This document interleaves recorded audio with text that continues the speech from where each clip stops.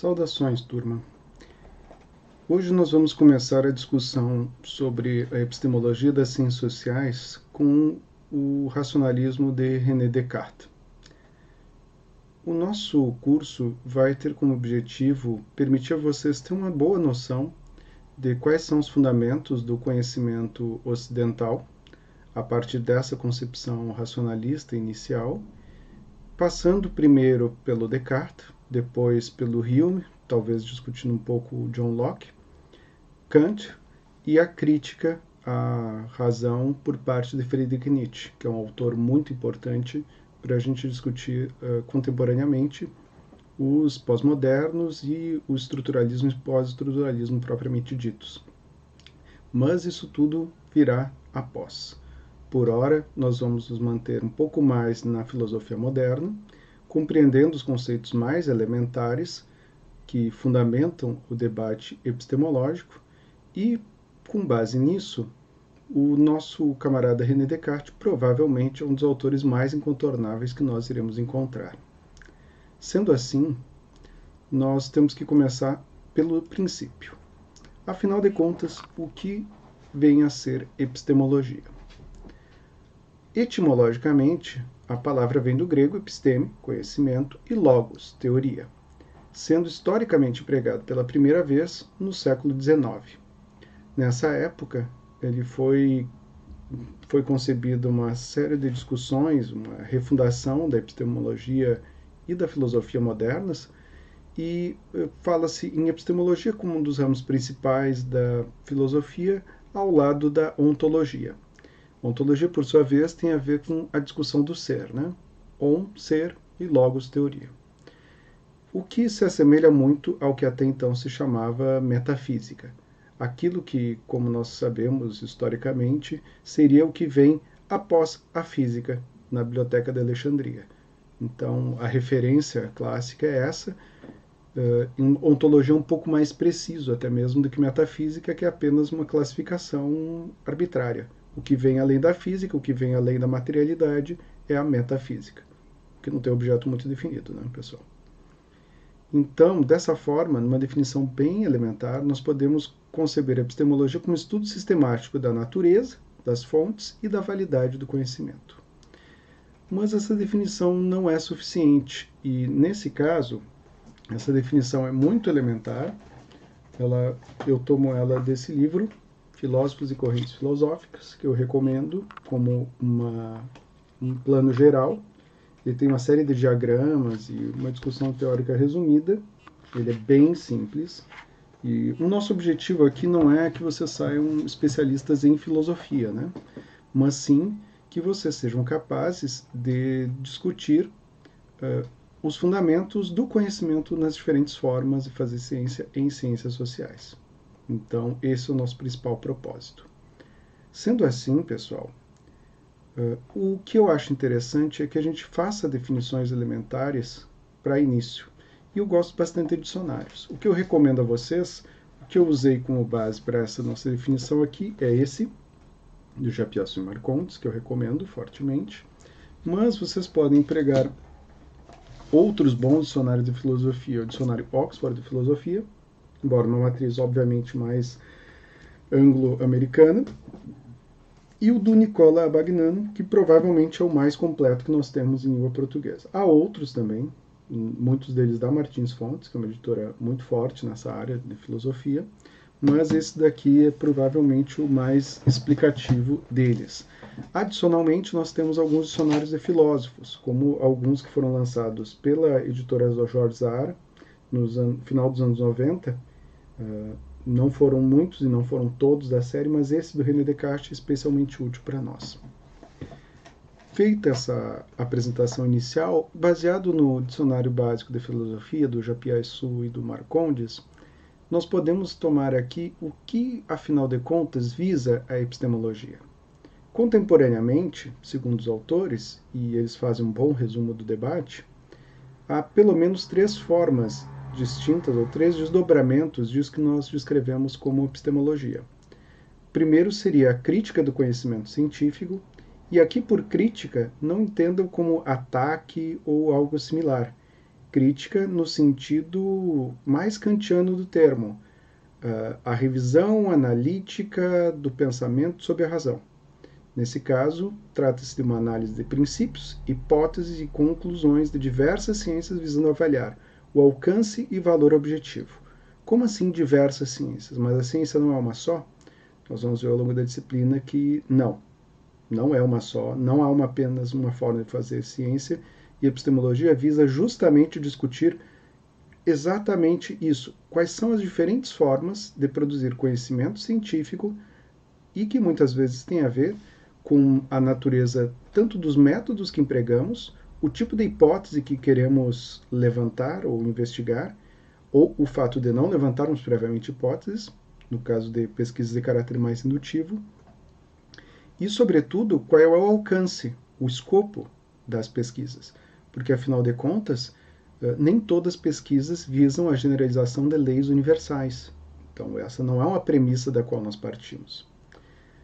Um segundo ponto, então, para além da crítica do conhecimento científico, que é um dos focos da epistemologia, é a filosofia das ciências. E aqui a gente discute, basicamente, a corrente, a orientação teórica que permite o desdobramento de diferentes métodos e teorias científicas. Os métodos podem até não variar muito, mas a premissa variando, a premissa teórica, isso já leva a modificações importantes no resultado final que nós temos. A filosofia das ciências, nesse caso, daria conta disso que a gente vai começar a discutir agora. Não é à toa que nós vamos discutir isso na disciplina, não é uma invenção do professor de vocês, mas é uma premissa básica. Então, nós vamos discutir epistemologicamente racionalismo, empirismo, depois a proposta kantiana, a crítica à razão nietzschiana, passar rapidamente por alguns autores da tradição anglo-americana, especificamente, e que tem impacto na tradição anglo-americana, especificamente Karl Popper, Wittgenstein e Thomas Kuhn, um pouco da tradição francesa e voltarmos ao debate contemporâneo. E, por fim, história das ciências. Nós temos bons resumos da história das ciências, mas não é algo que a gente vai trabalhar muito. Nós vamos discutir um pouco mais isso quando discutirmos o Foucault e o Thomas Kuhn, mas não é o foco da disciplina. Precisaríamos de uma disciplina específica sobre sociologia e antropologia da ciência para debatermos isso. Agora, uma coisa que é essencial é nós termos clareza do tipo de conhecimento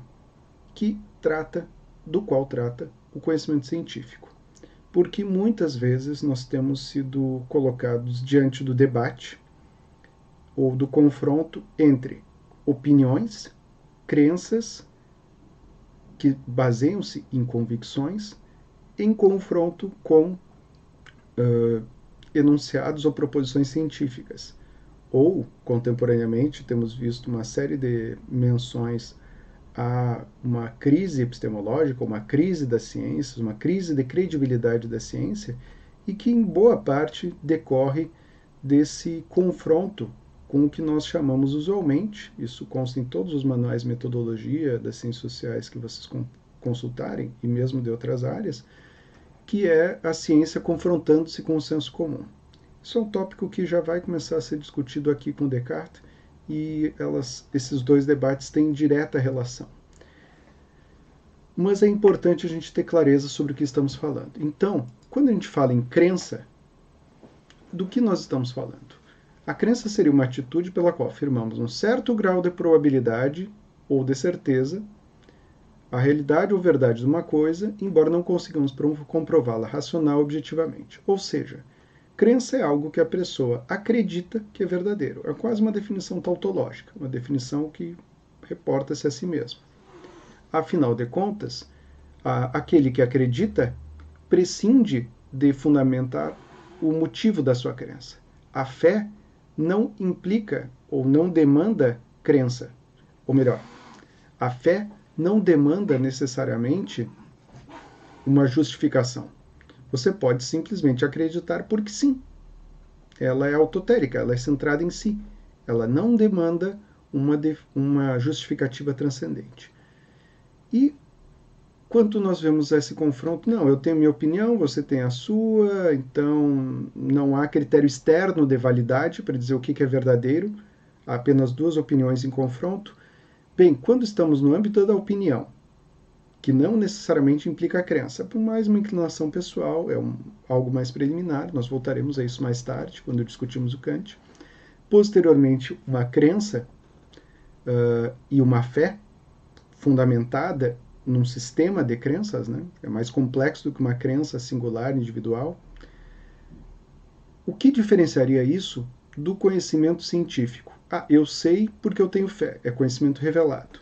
Qual é a diferença do conhecimento científico para isso? A crença na ciência, e aqui nós podemos falar que sim, ciência implica a crença é que é possível conhecer a verdade sobre algo, ou uma verdade sobre algo, se formos um pouquinho mais relativistas, parte do problema de definição do conceito científico, no mínimo, desde o Teeteto do Platão. Aquela discussão, aquele banquete, aqueles diálogos platônicos, no qual o filósofo defende que o conhecimento é uma crença verdadeira. A distinção entre conhecimento científico e crença é que há uma implicação de verdade. Sim, mas vocês poderiam dizer, mas sempre a crença é verdadeira para aquele que acredita. Sim, o que o Platão apresenta é a crença verdadeira junto com um logos, ou seja, uma teoria que fundamenta essa crença. Há algum elemento externo à própria crença que fundamenta o conteúdo dela. Ou seja, e fundamentando o seu conteúdo, nós podemos dizer que nós justificamos de alguma forma. É essa concepção contemporânea que se usa em epistemologia. Ou seja, concebemos que proposições científicas consistem em crenças verdadeiras justificadas.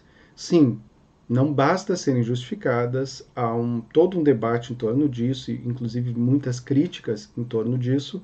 No entanto, não é suficiente apenas dizer, não, eu acredito porque é verdade e é verdade porque eu acredito. Esse é um dos paradoxos com os quais estamos nos deparando hoje em dia. E afinal, o que nosso autor tem a dizer sobre isso e por que começamos com o René Descartes? Vamos falar um pouco sobre essa figura que é talvez muito mal compreendida ou muito mais criticada do que lida. Eu fiz aqui uma cronologia, vocês têm isso na bibliografia indicada e em várias outras fontes, mas eu achei importante fazer um pouco de um resgate biográfico para nós compreendermos um pouco melhor a figura desse autor. Uma coisa que eu acho muito importante sempre é nós termos noção do que é o mundo no período em que ele vive. Pensem aqui, nós estamos no final do século XVI, início do século XVII. Descartes vive nesse período, nasceu em 1596, em La Haye, na França. Em 1802 a cidade mudou de nome em homenagem a ele, é La Haye-Descartes hoje em dia, desde 1802. E morreu em 1650. Então, teve uma vida relativamente breve. Ele morreu de pneumonia, num inverno rigoroso na Inglaterra, quando estava prestes a se tornar uma figura de aconselhamento real. Enfim, não vem ao caso agora os pormenores do óbito do Descartes. O que nos interessa é a vida dele. Mas o que é interessante aqui, e é importante destacar para vocês, afinal de contas, como é que era esse mundo no qual ele vivia? Pensem, nós estamos ainda no impacto inicial das grandes navegações, ainda no impacto inicial, ainda na consolidação de uma série de políticas expansionistas. Então, para o Novo Mundo, nós ainda não temos a entrada com mais vigor da França e da Inglaterra nesse mercado colonial internacional. Ainda há mais uma preeminência espanhola e portuguesa. E o que é mais curioso é que nós temos que... O que eu acho importante é situarmos um pouco o seguinte. Afinal de contas, quem era a população do mundo? Porque hoje em dia nós temos uma noção da quantidade de pessoas que vivem no mundo, mas naquela época não se tinha essa noção. Estima-se com o que se sabe contemporaneamente, que a população mundial, no planeta todo, havia cerca de 500 a 550 milhões de seres humanos. E a maior concentração deles, pasmem, estava onde ainda hoje é a maior concentração deles, na Índia e no oeste da China. Então, isso é importante para nós pensarmos assim, a rarefação humana que havia na própria Europa.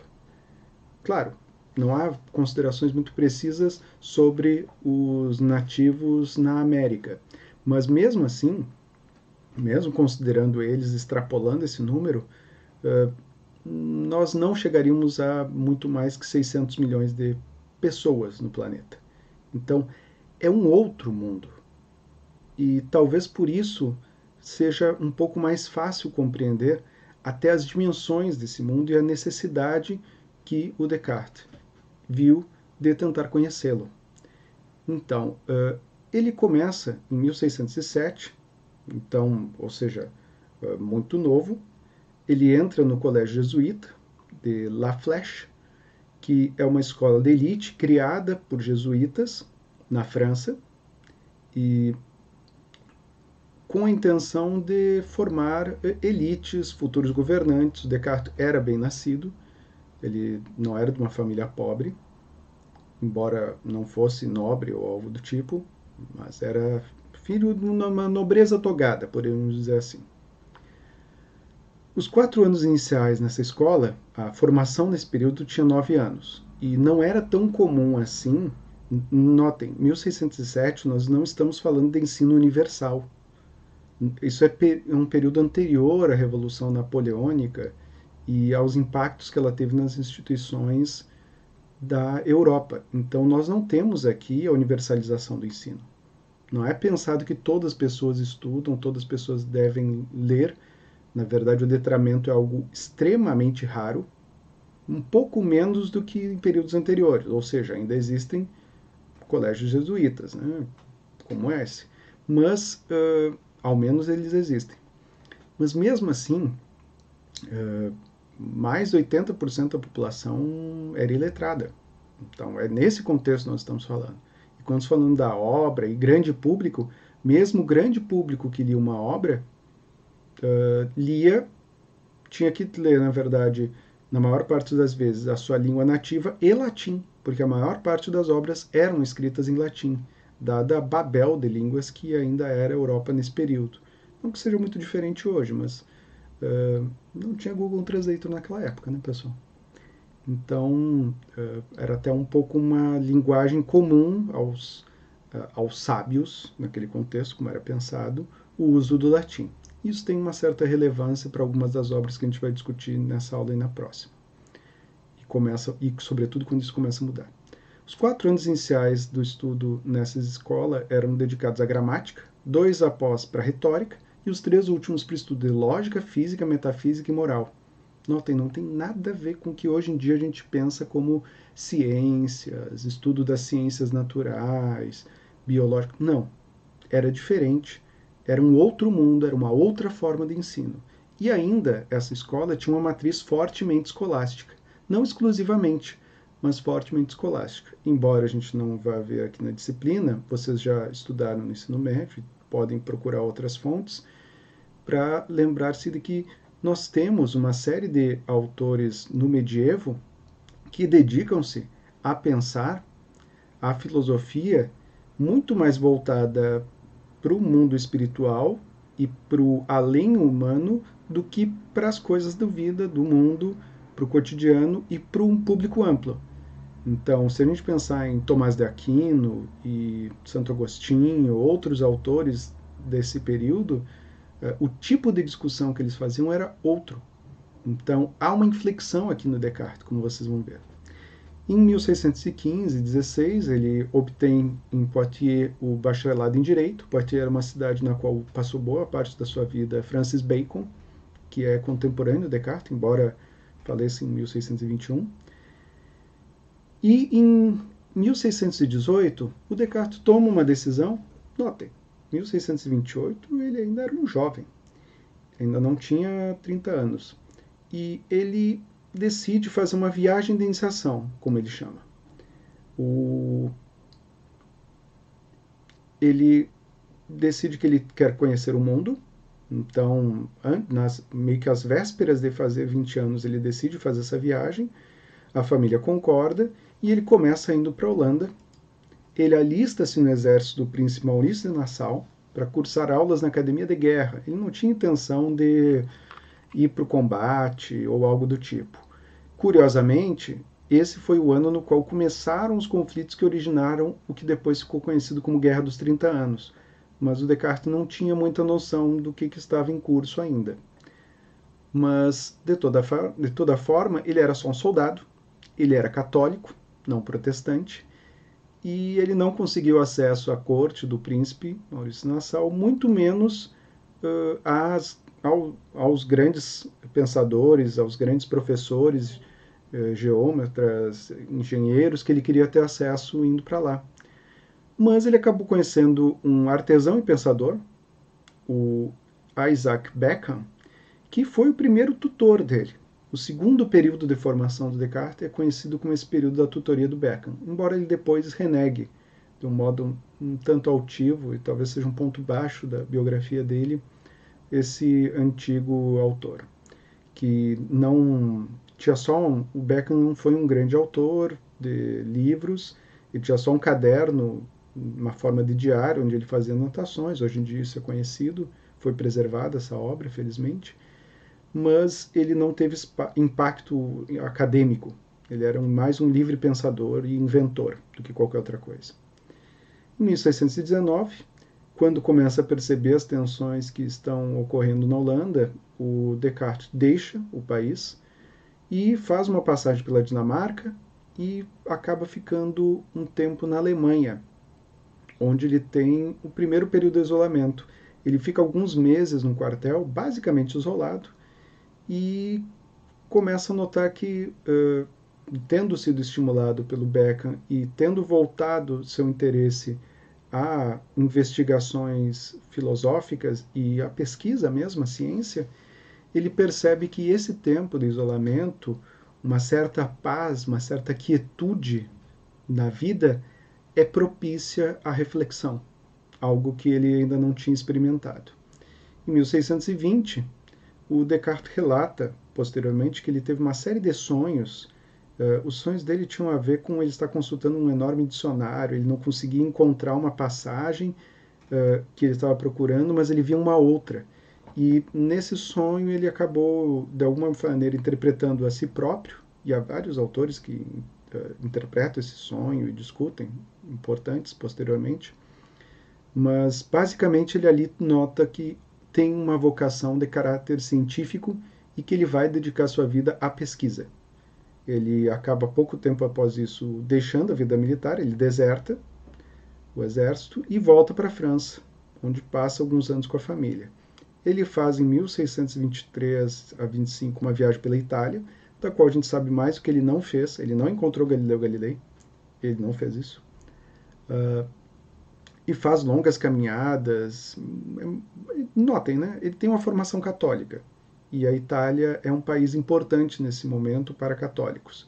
Ele não está negando a sua convicção na existência de um Deus, embora ele posteriormente vá, de alguma maneira, conciliar as suas crenças com a sua filosofia. Então, ele não é um filósofo expressamente ateu, embora a existência de Deus não seja o fundamento e a base do seu pensamento, mas tem influência sobre ele.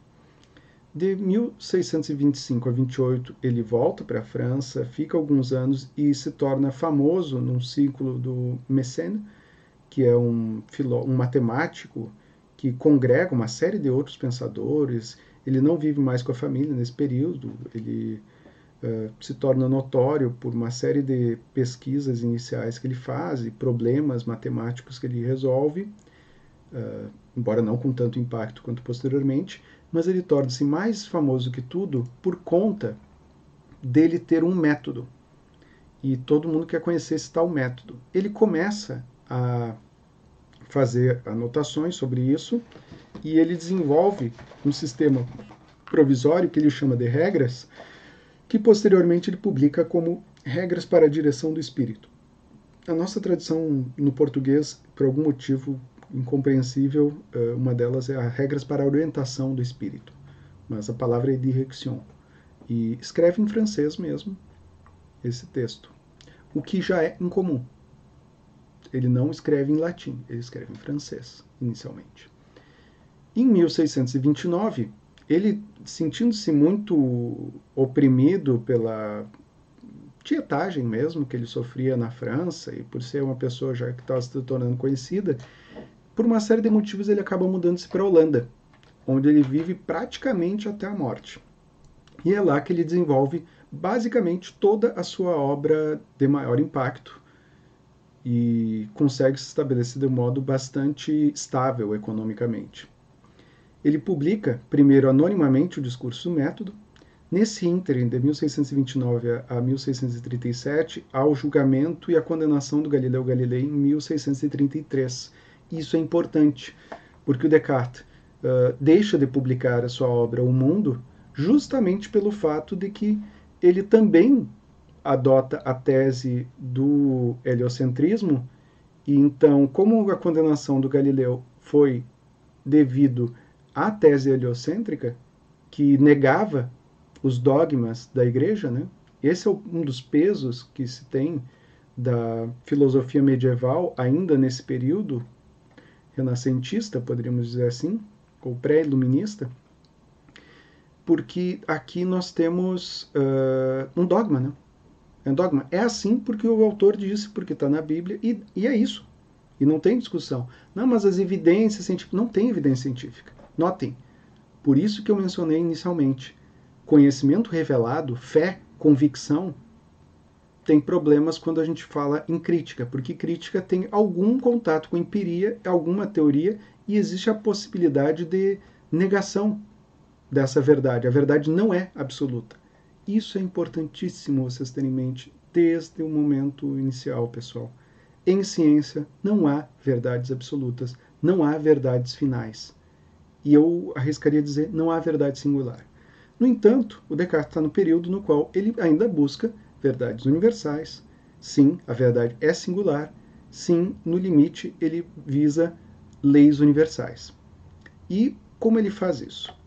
Ele publica, aí sim, primeiro anonimamente, notem que ele estava sendo mesmo na Holanda, ele estava bem mais protegido de uma ação inquisitorial na Holanda do que estaria na França ou na Itália, obviamente.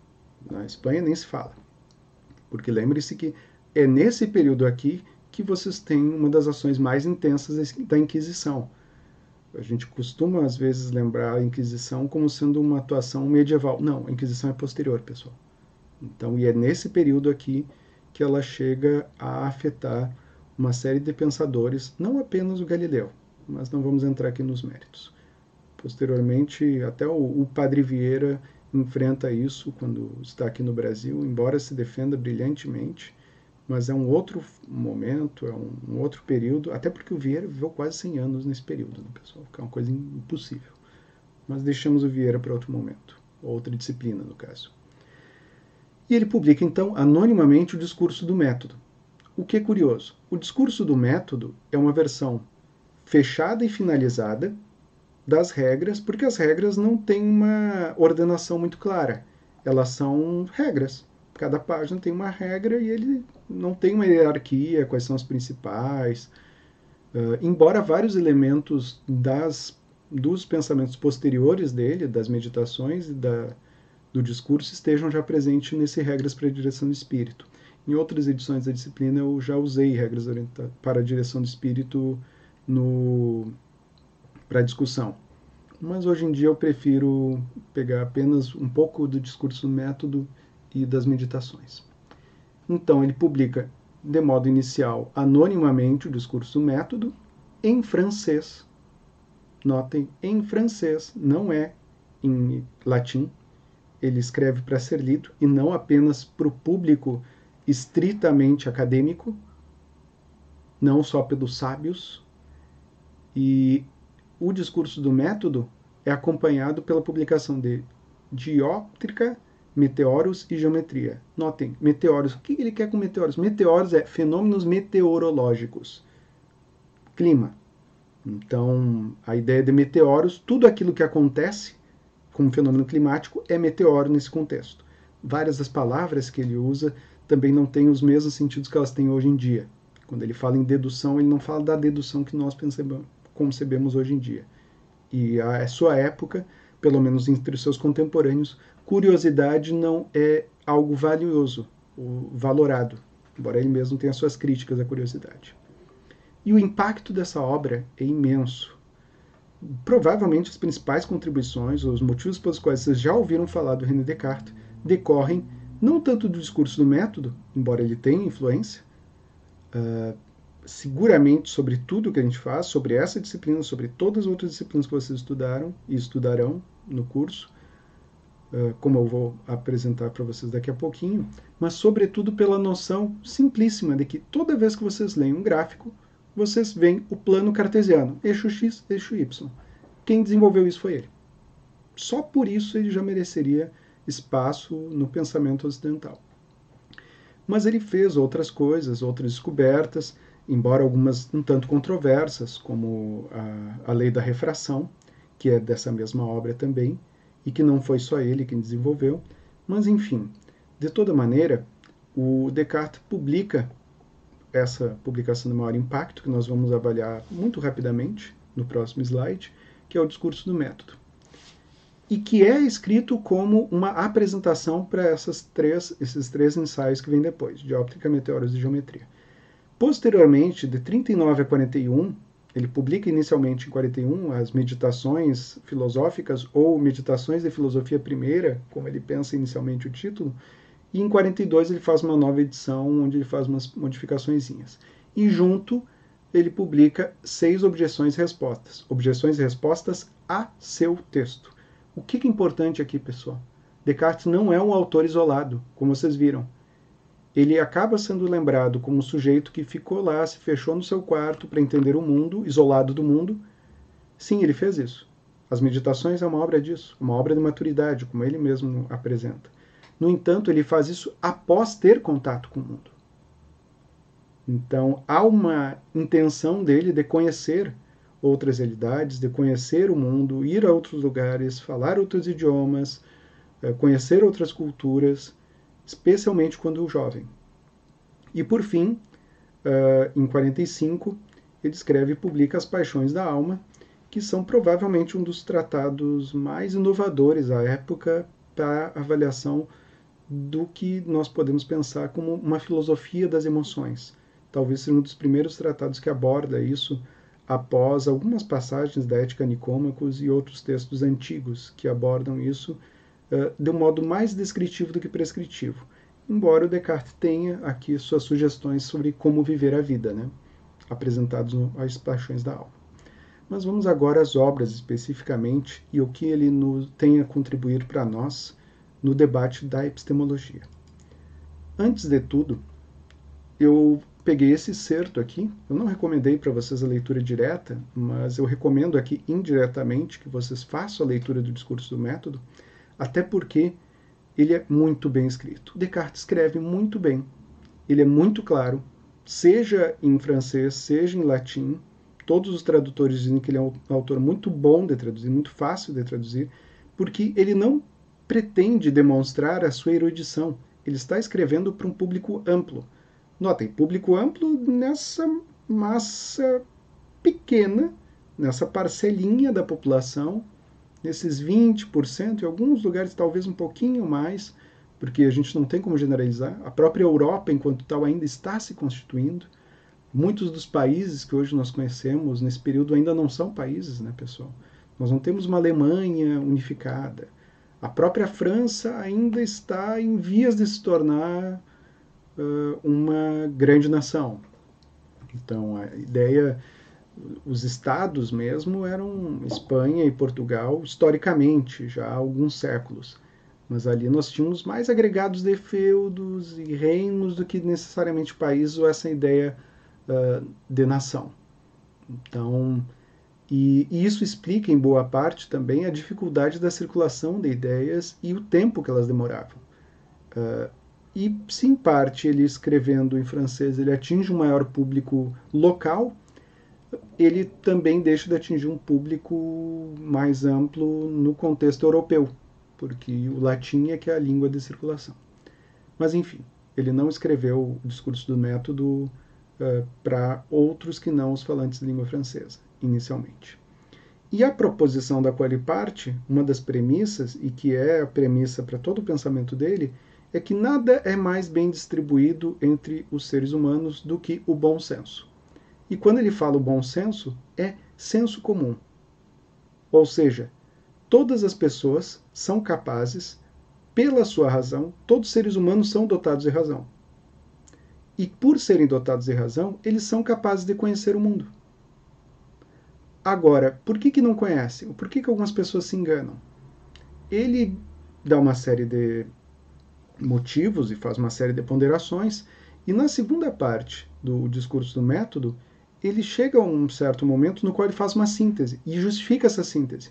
Olha, eu vou apresentar aqui para vocês 4 princípios.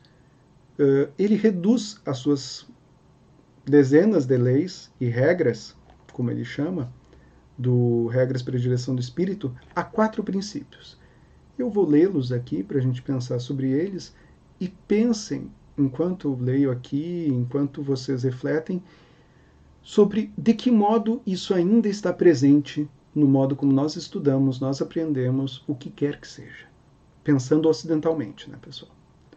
O primeiro princípio era o de nunca aceitar coisa alguma como verdadeira, sem que a conhecesse evidentemente como tal. Ou seja, evitar cuidadosamente a precipitação e a prevenção. Precipitação, né? Ser apressado. Prevenção é preconceito, nesse caso, ou conceitos prévios.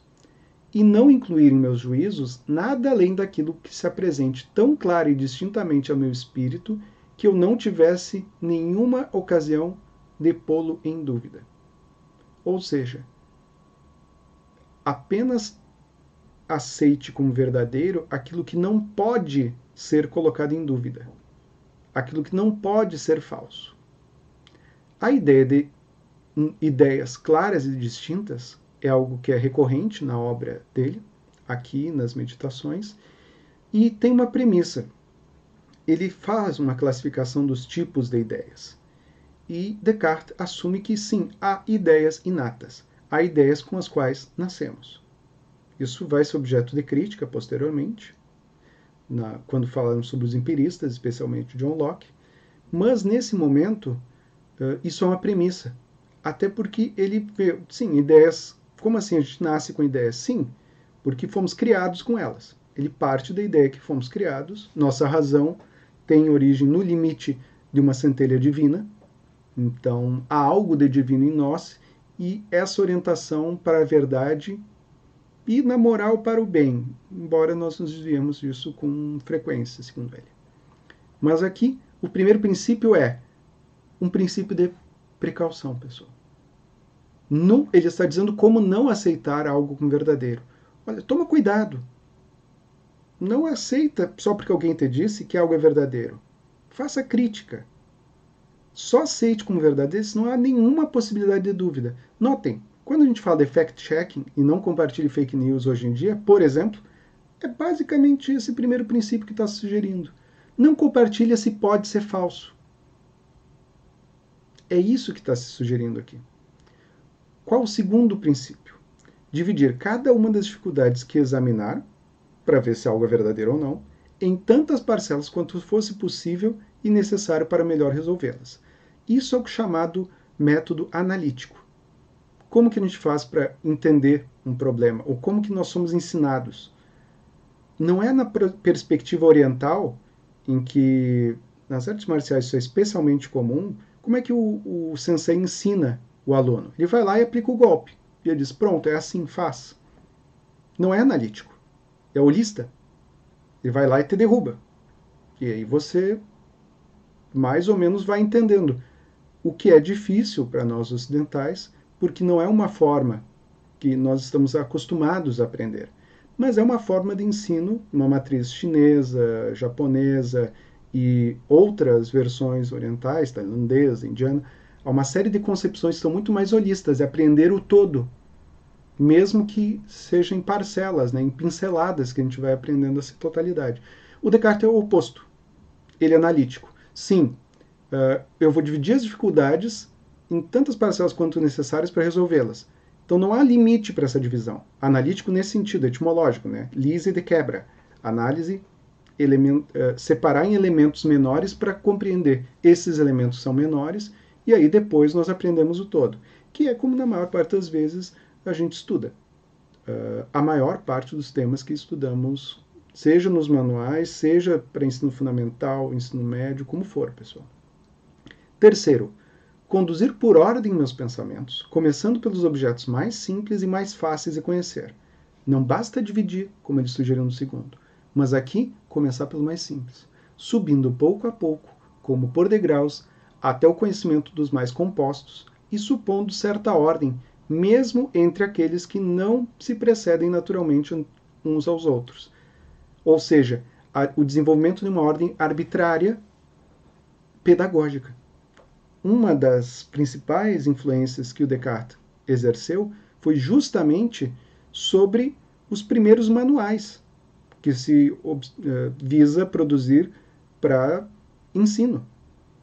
Porque não é mais aquele ensino de meses, anos. Você precisa ensinar as coisas em menos tempo.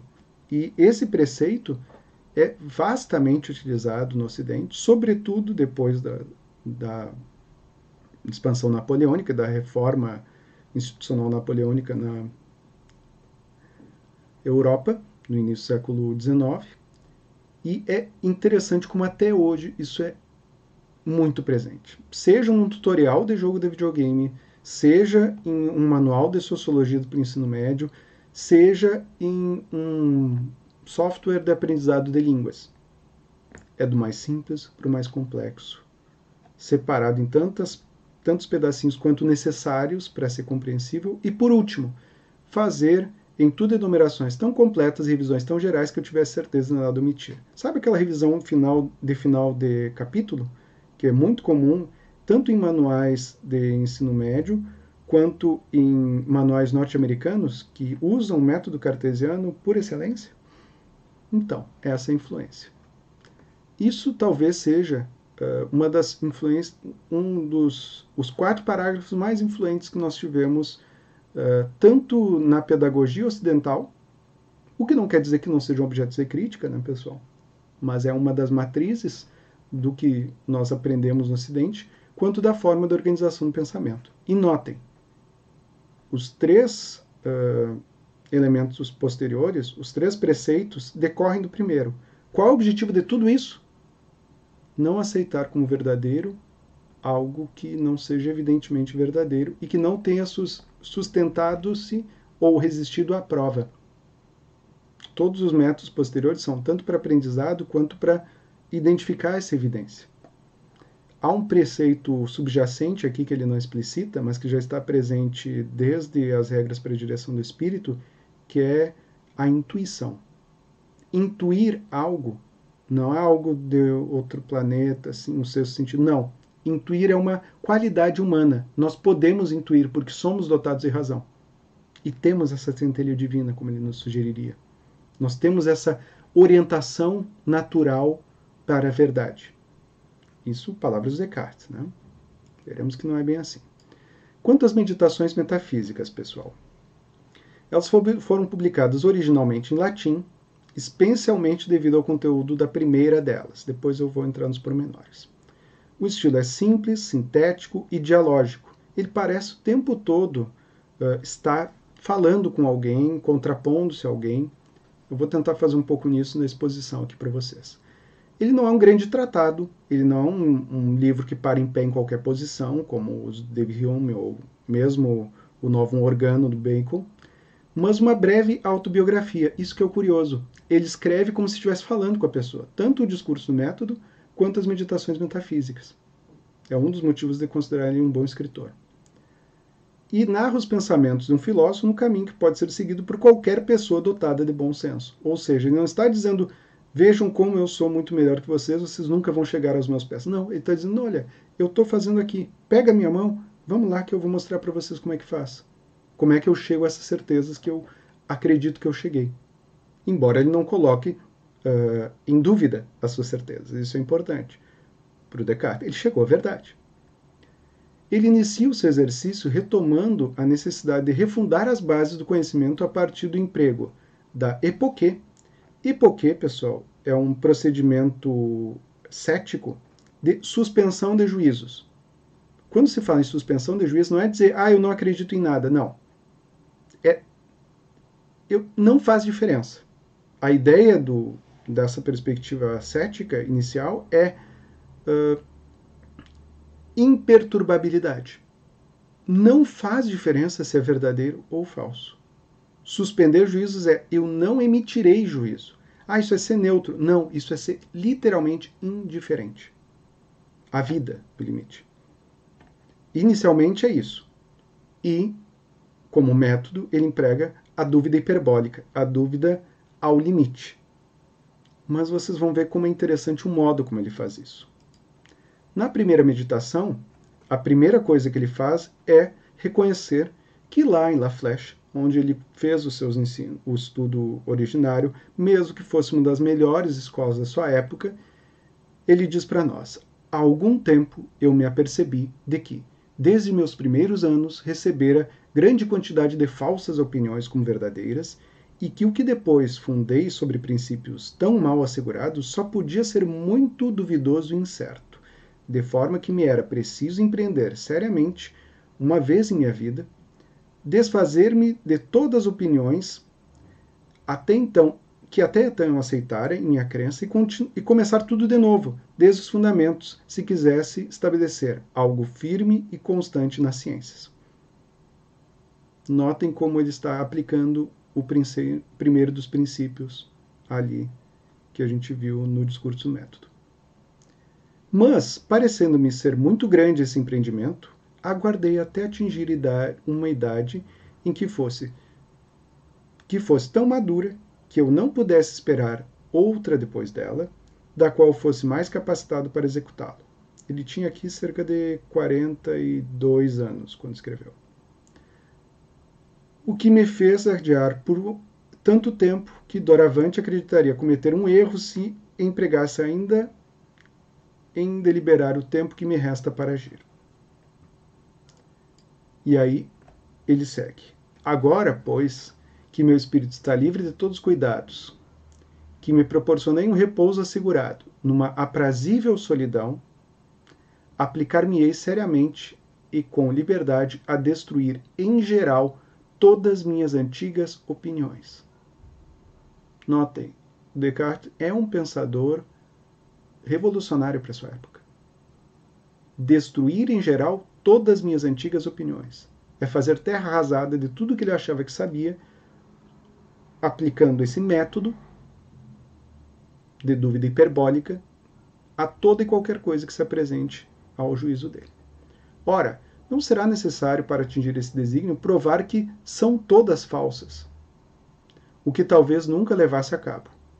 Mas visto que a razão já me persuade de que não devo menos cuidadosamente impedir-me de crer nas coisas que não são inteiramente certas, indubitáveis, do que naquelas que nos parecem manifestamente ser falsas, o menor motivo de dúvida que aí encontrar bastará para fazer-me rejeitar todas. Notem, pessoal, e mais tarde nós voltaremos com isso a Popper. Não se trata de demonstrar que cada caso é falso. Trata-se sim de, se um dos casos mostra-se falso, sim, jogar todos os outros fora junto. Mas eles podem ser verdadeiros. Não é suficiente para a razão. Não é suficiente para a ciência.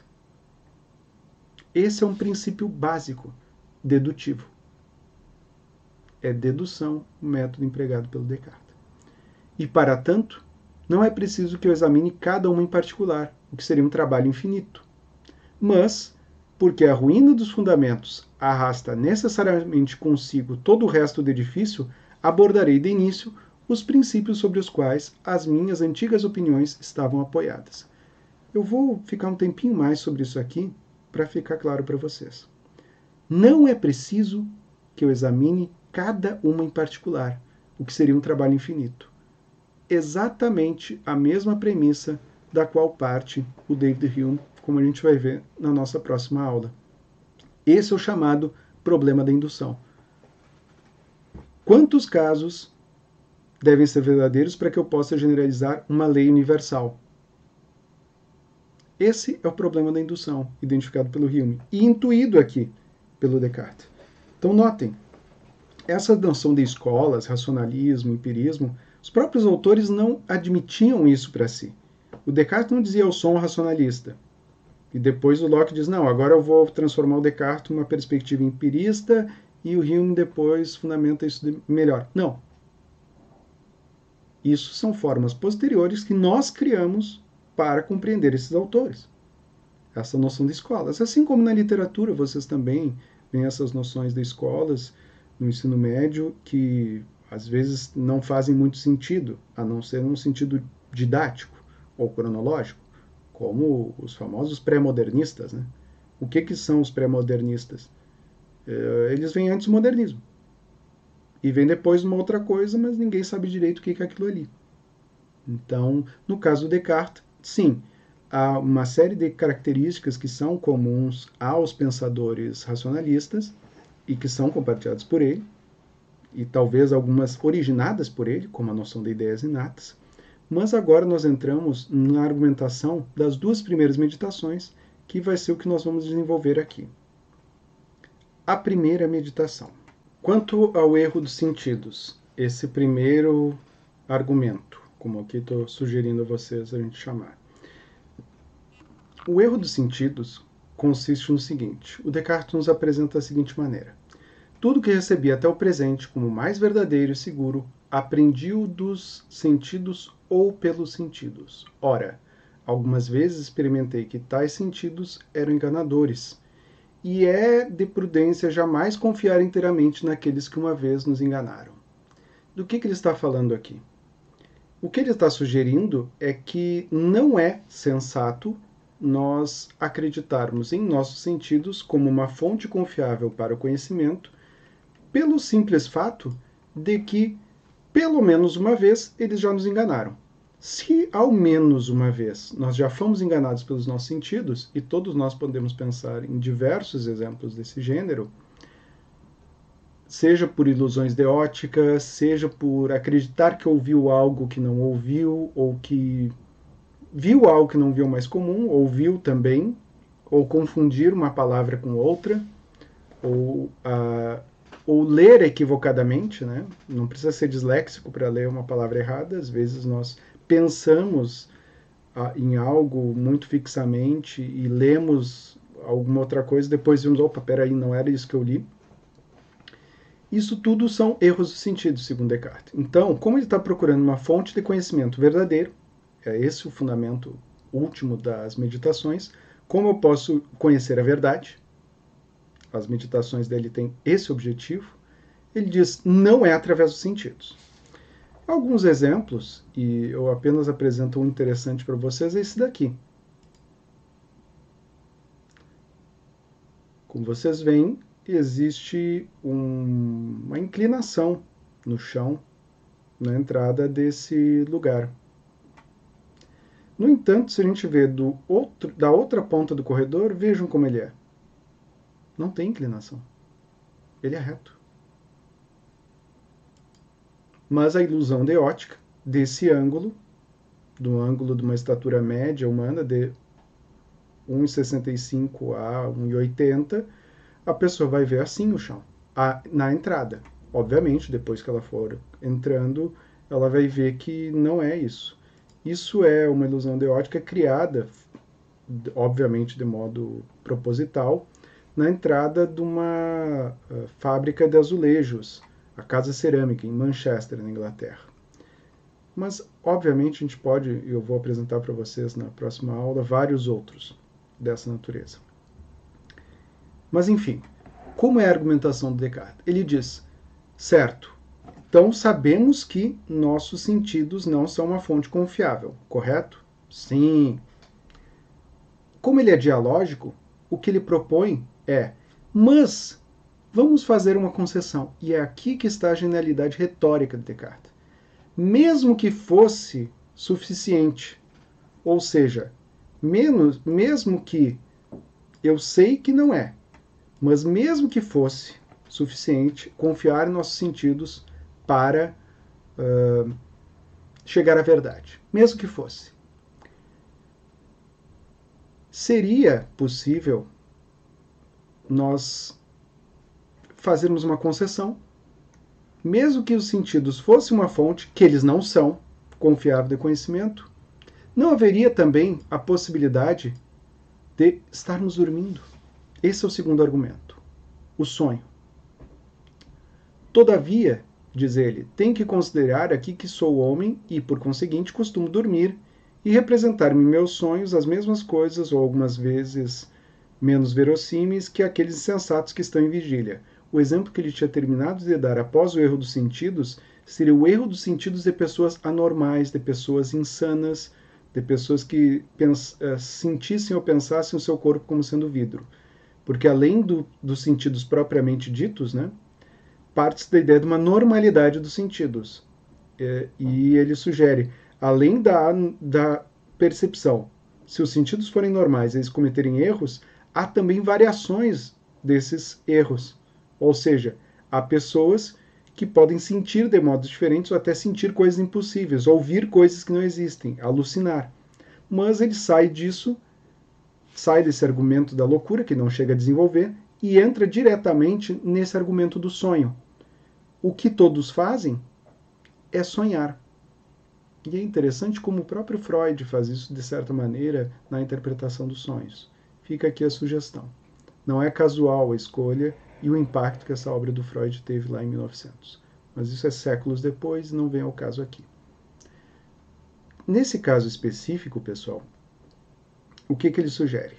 Quantas vezes aconteceu-me sonhar à noite que estava nesse lugar, estava vestido, estava junto ao fogo, com o meu robe de chambre, aqui, lendo, escrevendo, embora estivesse todo nu em minha cama. Sim, ele revela para nós que ele gostava de dormir pelado. Não dá muito para entender por que ele faz isso, mas não vem ao caso, né? As preferências de vestimenta do Descartes para o seu sono. No entanto, o que ele nos sugere aqui, sim, mesmo que você tenha certeza e os sentidos não te enganem, você pode estar dormindo. Como é que você tem certeza que não está dormindo? Você já deve ter visto algumas bobagens como, não, você não consegue ler enquanto está dormindo. Bem, sim, consegue, é possível. Depende do sonho, depende de uma série de coisas, mas não existe assim, então você tem que olhar um relógio, porque os relógios não marcam a hora. Se vocês quiserem, assistam Waking Life, que é um bom filme sobre sonhos. Embora seja bastante existencialista. Assistam um dia que vocês estiverem sentindo-se bem com a vida e com o mundo. O que talvez não seja o período dessa pandemia, né? Mas aqui, pessoal, o argumento do sonho tem a seguinte função retórica. Mesmo que os nossos sentidos não nos enganassem, poderíamos estar sonhando. A gente não tem certeza de estar sonhando ou acordado. Mas ele vai mais adiante. Vamos supor que eu tivesse sim essa certeza. Eu sei quando eu estou dormindo, eu sei quando estou acordado e eu posso confiar nos meus sentidos. E aí ele começa uma discussão que é possivelmente o motivo que fez ele publicar essa obra em latim. Mas será que eu não posso ser enganado em um outro nível? Qual seria esse outro nível?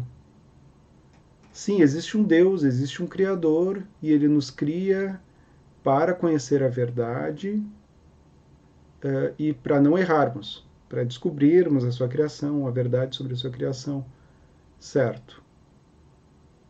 Mas se o Deus permite que em algum momento a gente erre,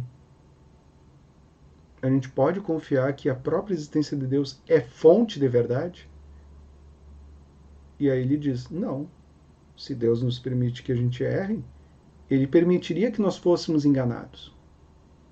E daí ele sugere, apenas de modo especulativo, né, Notem, já faz 9 anos da condenação do Galileu Galilei, mas ele é cuidadoso no uso do argumento, porque é um argumento poderoso.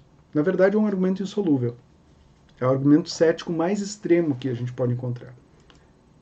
O terceiro argumento é o do gênio maligno, o Deus enganador. Como assim gênio maligno? Aqui ele está sugerindo a figura do djinn, o djinn, ou gênio, como nós conhecemos. Provavelmente, para os mais velhos, a gente lembraria do Djinn é um Gênio, que na versão americana era uma sitcom dos anos 60, I Dream with Jeannie, que era de uma gênia, no caso, que fazia desejos. A ideia daqui, um espírito aprisionado numa lâmpada que concede desejos àquele que o liberta. No entanto, o djinn, nessa concepção do Oriente Médio, ele é basicamente um semideus, ou um deus menor. Ele é imensamente poderoso. Ele não é um semideus à la Hércules, assim, em mitologia grega. Não, ele é uma divindade, ele pode qualquer coisa. Ele não tem limites. Ele tem uma relativa onipotência. Talvez ele não possa o que deuses maiores possam. E como a concepção aqui não é panteísta, o que o Descartes sugere é um Deus às avessas. Ou seja, o Deus, ou um outro Deus, com um exercício de pensamento, e é aqui que ele entra. Suporei, pois, que não há um verdadeiro Deus, que é a soberana fonte de verdade, mas um certo gênio maligno, não menos astuto e enganador do que poderoso, que empregou toda a sua indústria, todas as suas forças em enganar-me. Pensarei que o céu, a terra, as cores, as figuras, os sons e todas as coisas exteriores que vemos não passam de ilusões e enganos de que se serve para surpreender a minha credulidade. Ou seja, essa entidade faria nós acreditarmos que, primeiro, existe um mundo, o limite do argumento solipsista. Nada seria existente a não ser a própria pessoa. Você, eu, quem quer que seja. Ah, não, mas o limite do solipsismo é a existência do outro. Sim, mas levado o argumento solipsista ao extremo, fecha direitinho com a discussão do Deus enganador ou do Malingene. Ou seja, você não tem nenhuma evidência externa do mundo. Tudo pode ser falso. Absolutamente tudo pode ser falso. Não é como a gente vê num filme assim, mas então foi tudo um delírio a partir daquele momento. Não, a partir de tudo. Você nem existe. O limite é isso. Nada existe, nada da sua vida é verdadeiro, você não é quem pensa que é, você não vê o que pensa que vê, as cores não existem, os cheiros não existem, tudo isso é invenção. É difícil de imaginar, né? Seria, se não tivesse um filme que faz exatamente isso. Matrix, de 1999. A ideia é justamente essa. As pessoas nascem e morrem dormindo, sonhando aquele sonho na Matrix, na Matrix, naquele programa que simula um mundo. Claro, né, temos uma série de discussões como que posteriormente são feitas, até sobre a lógica do próprio filme, se funcionaria, se faria sentido. Não, não faria sentido, aquilo não é uma distopia possível, até porque provavelmente a própria Matrix consumiria muito mais como um super, hiper, mega computador para bilhões de pessoas estarem conectadas numa simulação daquela complexidade, consumiria muito mais energia que os próprios corpos humanos produziriam. Então não faria muito sentido aquele sistema. Mas a noção de que toda a realidade é falsa é especialmente interessante para pensarmos aqui. E o próprio argumento, como apresentado, o Descartes apresenta ele muito rapidamente, é em um parágrafo. Até para diminuir um pouco a ansiedade do leitor. Não, mas então quer dizer que tudo pode ser falso? Sim, tudo pode ser falso. Dependendo do gosto de vocês, a gente pode sugerir, eu sugeriria, além da Fenda de Áquila, como um bom exemplo de do Love, Death and Robots, uma série que está disponível atualmente no serviço de streaming, para que vocês possam ver um episódiozinho que mexe com isso de outra maneira, mas usando o mesmo argumento do Mal Ingênio e Deus Enganador. Porque necessariamente não precisa ser maligno, né? Embora sim seja enganador. Eu tenho essa leitura daquele episódio. Mas esse é o argumento extremo. Mesmo você podendo confiar nos seus sentidos, mesmo você tendo certeza de que não está sonhando, está desperto, mesmo assim poderia existir esse gênio maligno, poderia existir essa entidade que faz você acreditar que existe um mundo, que existem outras pessoas, que você esteja inclusive vivo. Porque nada disso é verdadeiro. Isso é tudo invenção do gênio enganador, do gênio maligno, para fazer você acreditar no que não é. Por quê? Só porque ele pode. Só por perversão mesmo. O que é altamente ansiogênico de se pensar. No entanto, ele faz uma longa argumentação, são 6 as meditações, nós vamos apenas explorar as 2, e ele apresenta esses 3 argumentos. O erro dos sentidos, o sonho e o gênio maligno, ou Deus enganador. Eu gosto mais de gênio maligno. E aí nós entramos no que ele propõe como base, fundamento. Esse primeiro exercício, a primeira meditação, é o exercício da dúvida hiperbólica. O segundo, ele procura certezas. E aí ele prossegue de onde ele parou. Certo, se ele pudesse me enganar, esse gênio maligno, de que 2 mais 2 é 5, de que as cores que eu vejo não são as cores que eu vejo azul, mas na verdade aquela cor lá é o que outros veriam, supondo que existam outros, como vermelho, ou o cheiro que eu sinto não é o cheiro que eu sinto. Agora nós temos alterações no próprio olfato em decorrência de sequelas desse vírus, né, da Covid, que levam a alterações desse tipo, patológicas no caso, né? Mas mesmo dentro da normalidade há uma certa distribuição dos sentidos, isso depois a gente vai discutir mais na próxima aula. Mas o que ele apresenta aqui é, eu estou pensando sobre isso. Estou pensando sobre o fato de que eu posso estar sendo enganado, de que os meus sentidos podem me enganar, meus sonhos podem não, eu posso estar desperto, posso estar dormindo, e no limite de que pode haver esse gênio maligno onipotente que pode me enganar sobre tudo. Do que eu consigo ter certeza? Ele fez terra arrasada, não sobrou nada. Do que eu consigo ter certeza? Sugere Durkheim. Sugere Descartes, perdão. Eu consigo ter certeza de que eu penso. Qualquer coisa ele pode me enganar, mas não sobre o que eu penso. Sobre o conteúdo que eu penso, sim, não sobre o ato de pensar. E aqui ele chega à primeira certeza que ele apresenta nas meditações. Cogito ergo sum. A tradução que nós tivemos na nossa versão foi eu sou, eu existo.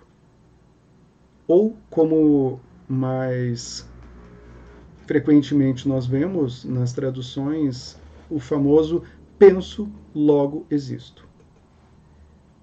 Então, nesse caso, a primeira meditação, cogito é pensamento, né? Cogitar, cogitatus, ergo sum. Eu penso, sendo assim, sou. Essa é a primeira certeza. Se eu penso, eu tenho certeza de que eu existo.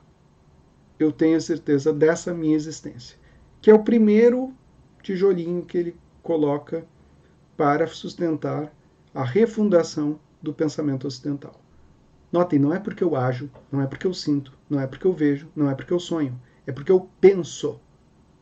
Por isso que é racionalismo. Esse cogito, esse pensamento é a base da proposta de um conhecimento verdadeiro e de um conhecimento sobre o que quer que seja no mundo para Descartes. Então, esse é o famoso cogito cartesiano. Penso, logo existo, cogito, ergo sum. Então, e é por isso que ele é considerado um racionalista. A centralidade da possibilidade do conhecimento verdadeiro está justamente na no pensamento, na razão. E isso não é tudo. O que talvez torne ele ainda mais importante é o dualismo racionalista cartesiano, que é o que nós vamos ver na segunda certeza. Qual é a segunda certeza? Ela pode ser sintetizada como: é mais fácil conhecer a res cogitans, res aqui é coisa, né? Ou a coisa pensante, do que a res extensa, a coisa extensa, o corpo. É daqui que vem a distinção corpo-mente, ou corpo-alma, como alguns preferem, mas ele pensa mais em mente do que em alma, necessariamente, ocidental. O dualismo ocidental que fundamenta até hoje uma série de controvérsias que nós enfrentamos para tentar compreender, inclusive a discussão sobre neurociências, sobre emoções, sobre o que é possível conhecer e o que é possível conhecer, se é a partir dos nossos sentidos, a partir do nosso aparato sensorial ou a partir da nossa mente. As noções que nós temos contemporaneamente de filosofia da mente ou de neoempirismo são decorrentes desse debate fundamental inicial. E que, percebam, da mesma maneira que eu mencionei antes, que nas formas de aprendizado e de conhecimento orientais aborda-se uma forma mais holista e não tão analítica, da mesma maneira, essa distinção aqui é uma aplicação do método cartesiano. Ele está dividindo em coisa pensante e coisa corpórea, ou coisa extensa, os processos humanos. O que não é uma premissa necessária. Isso é a forma de classificação cartesiana. O modo como ele apresenta isso é: já que é uma coisa que me é presentemente conhecida, que, a falar propriamente, conhecemos os corpos apenas pela faculdade de entender que está em nós, notem o que ele está dizendo. Conhecemos os corpos apenas, somente, pela faculdade de entender que está em nós. É o nosso entendimento, uma faculdade racional, mental, cognitiva, que nos permite conhecer os corpos. Não pela imaginação, nem pelos sentidos. A imaginação seria o pensamento solto. Produzir imagens. E, literalmente, do ponto de vista etimológico, imaginação é produzir imagens. Não é porque nós pensamos imagens. E não é pelos nossos sentidos. Só podemos pensar imagens através dos nossos sentidos. E que não os conhecemos pelo fato de os vermos ou de os tocarmos, mas somente pelo fato de os concebermos pelo pensamento. Aqui ele ainda é mais explícito. Conheço evidentemente que não há nada que me seja mais fácil de conhecer do que meu espírito. Espiritualmente aqui, pessoal. A ideia de espírito necessariamente não implica alma. Toda a filosofia francesa, a partir de Descartes, usa a expressão espírito num sentido não necessariamente religioso. O espírito é essa dimensão não material do pensamento. Espírito é a dimensão pensante. É o que contemporaneamente nós pensamos como mente. E nesse sentido, fica extremamente claro para nós que a proposição cartesiana, a partir desse seu dualismo e dessa concepção de que é mais fácil conhecer o pensamento, as ideias, do que as coisas. Por que é mais fácil conhecer? É mais fácil e é mais provável que cheguemos à verdade. O exemplo que ele dá é o motivo que eu coloquei essa vela no início do vídeo para vocês se prepararem para começar a assistir, que é o exemplo de um pedaço de cera. Um pedaço de cera não tem relação com a vela. Você não sabe que isso era de uma vela, de que tamanho era a vela. Mudou a forma, mudou o objeto. Assim como, às vezes, nas nossas memórias, nós lembramos de um objeto, ou lembramos de um lugar, às vezes muito vividamente, e depois voltamos a vê-lo e ele não parece mais ser como nós lembrávamos. Isso é muito comum em pessoas da minha geração que jogaram jogos de videogame antigos e que têm lembranças muito nítidas dos jogos, das imagens, mas que são muito mais imaginadas do que lembradas. Porque quando você vê o jogo e como ele é, às vezes tem uma nova versão do jogo. Meu Deus, é horrível. Você vê Chrono Trigger, eu estou lembrando desse agora, do Super Nintendo. Eu fui tentar jogar a versão nova do jogo, que era igual, né? Para PlayStation 4, você podia olhar ali. É muito ruim, é muito duro. Mas as lembranças que eu tenho dele é de que o gráfico era maravilhoso, a história é muito envolvente. Da mesma maneira, quando as pessoas imaginam uma história num livro, você imagina a história e você lembra da história. E às vezes quando vê o filme, pô, mas não é nada disso, nem é tão legal assim, mesmo que seja uma representação fidedigna. Por quê? A imaginação da pessoa é sempre muito melhor, ou seja, a sua vida mental, a sua própria imaginação, o seu pensamento é muito mais rico do que aquela narrativa cheia de tiros, de cores, ou em 3D, o que quer que seja. Da mesma maneira, o nosso pensamento não muda. Como o Descartes está preocupado com verdade e fidedignidade, representação do mundo, ele diz: a minha ideia de cadeira, a cadeira pode deixar de existir. A minha ideia de cadeira ou daquela cadeira continua existindo. Por isso que é mais seguro não apenas você conceber que o fundamento da próprio reconhecimento da existência é o pensamento, mas é melhor nos guiarmos pelo pensamento, pelas ideias, do que necessariamente pelos nossos sentidos, pelos corpos, pela resistência. Esse é o fundamento do racionalismo cartesiano. Por isso que ele fundamenta a dedução como a base do seu procedimento de conhecimento. E o modo como ele, através da intuição, sugere que seja feita a dedução. E aí começa a discutir as ideias. É a partir das ideias que conhecemos o mundo. Não é a partir dos nossos sentidos, não é a partir das experiências que temos com o mundo. Só temos experiência do mundo porque Deus colocou em nós certas ideias, que são inatas. Sem elas, nós sequer conseguiríamos entender o que se passa no mundo. Essa é a forma que o Descartes propõe para concebermos o mundo e é o modo como ele deslinda os seus argumentos nas meditações ulteriores, pessoal, que nós não vamos discutir aqui por uma questão didática e de tempo. Mas vejo vocês na nossa aula, para o nosso debate, e eu espero que, pelo menos inicialmente, essa discussão sirva para vocês terem uma introdução à epistemologia e a raspar a superfície do pensamento cartesiano, que é riquíssimo e que eu espero que tenhamos uma oportunidade de fazer um bom debate sobre ele. Um abraço e até breve.